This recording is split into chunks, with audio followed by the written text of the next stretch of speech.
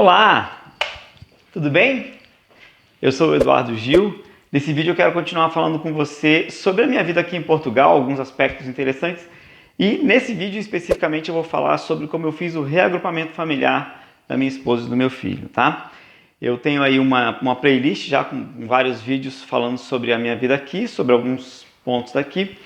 E vamos falar sobre isso. Então, para quem tem autorização de residência, tem direito a agregar, né, a fazer o reagrupamento da sua família. No meu caso, a minha esposa e do meu filho. Então, assim que eu fiz minha entrevista no CEF, saí de lá com um documento, como eu já mostrei no outro vídeo. Com esse documento eu já comecei a ligar, em seguida já comecei a ligar para o CEF todos os dias, eu ligava várias vezes por dia, muitas vezes mesmo, porque até mesmo os atendentes diziam o seguinte: ó, não tem vaga, continue ligando, que pode haver alguma desistência, pode haver algum cancelamento que você pode conseguir. Continuei ligando e finalmente consegui. Em fevereiro mesmo eu consegui agendar para julho, né? Foi de 2020, na verdade foi. Eu peguei a minha residência em fevereiro de 2020 e consegui agendar o reagrupamento familiar para julho. Depois, como estava na pandemia, eles até nos ligaram pedindo para antecipar. Eu vou falar um pouquinho sobre isso. Pediram para antecipar. Durante esse processo, eu liguei algumas vezes para saber da documentação, como é que seria, porque eu não tinha muita informação. Na minha cabeça estava tudo certo. Eu trouxe a certidão de casamento, né? Minha esposa com a documentação dela aqui, tinha atestado de morada, o passaporte, tinha feito a manifestação de interesse dela e já estava trabalhando também com contrato. E meu filho tem, na minha cabeça, né, um passaporte que tem lá meu nome, o nome da minha esposa. Para mim estava tudo certo. Porém, já perto dos dias da entrevista do reagrupamento familiar, fui informado que não, que eu deveria ter a certidão de casamento com uma autenticação válida no mínimo, aliás, no máximo de 6 meses. Né? Ela teria que ter sido autenticada no máximo há 6 meses atrás. Eu fiquei assustado, nunca tinha ouvido falar nisso. Por que uma certidão tem prazo de validade? Não entendi, mas tudo bem. Só que eu não tinha isso. E consulado aqui, muito difícil de marcar esse tipo de coisa. Então a minha opção era mandar trazer isso do Brasil para cá, autenticado, né? Tirar lá uma segunda via, mandar autenticar isso lá e trazer. Fiquei meio desesperado, achando que não ia conseguir, já estava pensando até em remarcar, tentar reagendar para mais tarde, para ver se eu conseguia fazer isso. E aí um amigo meu me orientou, falou, não, ele é advogado aqui, falou, não, vá essa entrevista, leve tudo que você tem, que lá eles vão te dizer o que fazer, não perca o seu agendamento, já está tão difícil de agendar. Inclusive quando eu telefonei, perguntando, depois eu telefonei de novo, né, que eu ligava para perguntar sobre essas coisas. O que acontece é que muitas vezes eles nos dizem assim, leva toda a sua documentação. Eu pergunto, qual documentação? O que você tiver. Eles não são muito específicos. Muitas vezes não foram comigo, né? Muito específicos. Então, uma das vezes que eu liguei, falou, não leve, não desmarque, porque você pode perder, então é melhor você ir mesmo.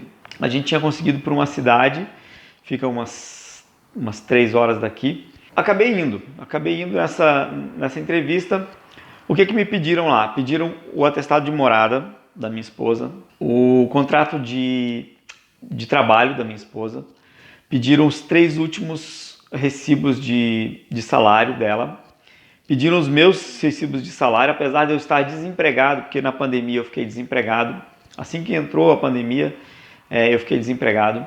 Mas aí eu consegui subsídio de desemprego e fiquei recebendo esse subsídio de desemprego. Então eu levei os 3 últimos recibos do subsídio de desemprego. Levei inclusive o meu contrato de trabalho antigo, só que isso não pediram. Levei, claro, a minha autorização de residência. Pediram da minha esposa também a certidão de casamento autenticada com no máximo 6 meses. E eu não tinha isso. O que ela fez? Então ela me deu um documento dizendo que a gente tinha dado entrada. E nesse documento constava que eu tinha 10 dias para entregar a documentação que faltava. O mesmo caso do meu filho, que faltava a certidão de nascimento, tá? Eu já vou te dizer o que pediram ali do meu filho. Então faltava essa certidão de casamento autenticada. E, inclusive, com apostilamento de AIA, tá? E aí o interessante é que minha esposa, como ela tinha manifestação de interesse, ela não pagou multa, a gente não teve que pagar a multa, porque quando passa o período de turista, você tem 3 meses ali de turista, passando desse período, se você não tiver feito a sua manifestação de interesse, a gente pagaria a multa, mas ela fez a manifestação de interesse. Então a moça que nos atendeu diz, olha, eu vou fazer o reagrupamento familiar dela, mas vocês cancelam hoje, você tem que cancelar hoje mesmo essa manifestação de interesse, não deixe essa manifestação ativa, tá? Ela inclusive já tinha a liberação para tentar agendar. Nós estávamos tentando agendar a entrevista dela no CEF, mas estava muito difícil, conseguimos pelo reagrupamento, ela falou, então cancele a sua manifestação de interesse hoje mesmo. O que aconteceu? No mesmo dia, eu liguei para o meu filho que está no Brasil, pedi para ele ir aos cartórios, para ele ir lá pedir a minha certidão de casamento. Ele foi no mesmo cartório, né, que eu casei, é óbvio. Foi lá, pediu a certidão de casamento e pediu para fazer a autenticação de AIA. Eu descobri, por e-mail com os cartórios, eu descobri que eles também mandam, eles mesmos já fazem e mandam. Emitem uma certidão, interessante que não sai uma segunda via, sai uma original de novo, e aí eles autenticam e eles mesmos postam no correio. Eu não quis essa opção, porque eu sou meio desesperado com isso. Eu falei, não filho, você mesmo vai lá, pega isso, você põe no correio. E até porque eram de 2 cartórios diferentes, por causa da certidão de nascimento era em uma, de casamento em outra, para ele pegar e mandar no envelope só. Então ele foi lá, pediu a certidão, autenticou com o apostilamento de AIA, e foi a outro cartório, pediu a certidão de nascimento do meu outro filho, apostilou também. Então foi aos Correios e pediu a modalidade mais rápida que ele tivesse para o endereço que nos deram aqui. No momento, naquele momento, os Correios não estavam fazendo SEDEX, né? A modalidade mais rápida seria o SEDEX, mas eles não estavam fazendo por causa da pandemia. Então ele falou, então me coloque aí a modalidade mais rápida. Antes dele colocar no envelope, eu pedi para ele tirar fotos, frente e verso, de tudo que ele tinha autenticado lá. Ele tirou as fotos, mandou para mim, e eu enviei isso para a moça do CEF que estava fazendo o atendimento.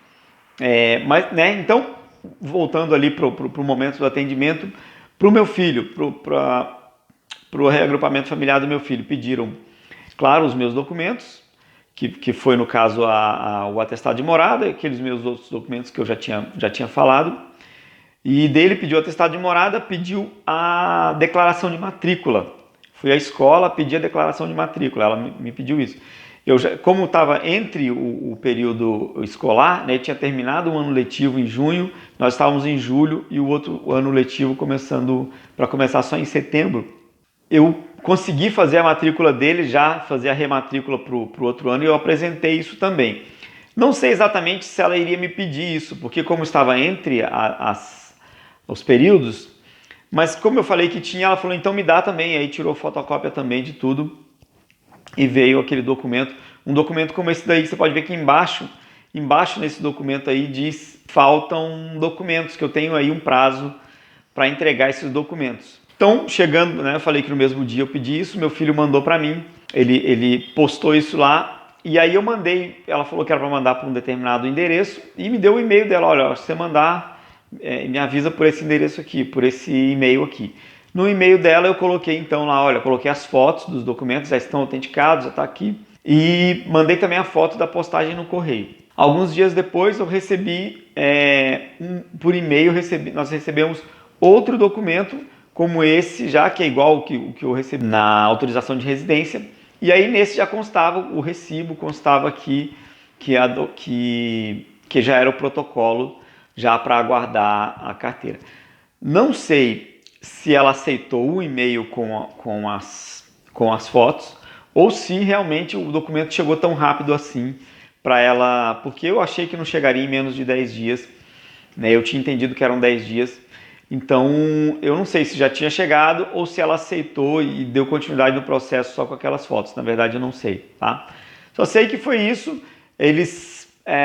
então as carteirinhas chegaram, foi pago lá aquele mesmo valor que eu falei no outro vídeo, foi 34 e pouco da carteirinha, mais 8 e pouco do frete para cada um.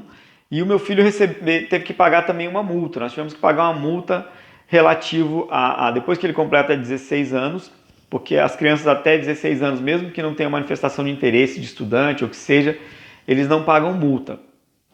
me informaram que ele não pagaria multa. Mas como ele tinha completado 16 anos em outubro de 2019, e aí nós já estávamos em julho, né, de 2020, então ela fez as contas lá e falou, não, realmente vai dar o valor máximo da multa e foi pago, a gente pagou 250 euros de multa por causa disso, tá? Porque não tínhamos feito manifestação de interesse. Depois que eu fiquei sabendo que ele poderia ter feito manifestação de interesse como estudante do ensino secundário. Só fiquei sabendo disso depois, mas tá. Então foi isso. Resumindo, me pediram os 3 últimos recibos de renda de salário, né? Eu estava desempregado, mas mesmo assim eu mostrei os recibos, mostrei o meu contrato de trabalho antigo, que eu tinha sido demitido por causa da pandemia. Pediram o contrato de trabalho da minha esposa, pediram os 3 últimos recibos de salário dela, comprovativo de morada, né? Atestado de morada. Pediram também passaporte dela, a minha autorização de residência. Para o meu filho, comprovativo de matrícula, né? Declaração de matrícula da escola, de que ele está matriculado na escola. Passaporte, certidão de nascimento autenticada com no máximo 6 meses. O que ela me disse, e também para minha esposa, certidão de casamento autenticada no máximo 6 meses. O que ela me disse também é que se no momento que eu fiz o agendamento, a minha certidão estivesse válida, né, tivesse no máximo 6 meses, que aceitaria. Vamos supor que ela tinha sido autenticada há 1 ano antes, mas quando eu consegui fazer o agendamento, ela estava autenticada há 5 meses, por exemplo. Ela disse que valeria, tá? Não sei, a minha foi autenticada, né, tive que mandar em seguida, mas foi isso que ela me disse, que a sua certidão tinha que estar autenticada com validade no máximo de 6 meses no momento do seu agendamento. Foi isso que ela me disse. Mas, resumindo, foi isso aí, tá bom? Sobre o reagrupamento familiar, acho que foi isso. Muito obrigado, valeu e até a próxima.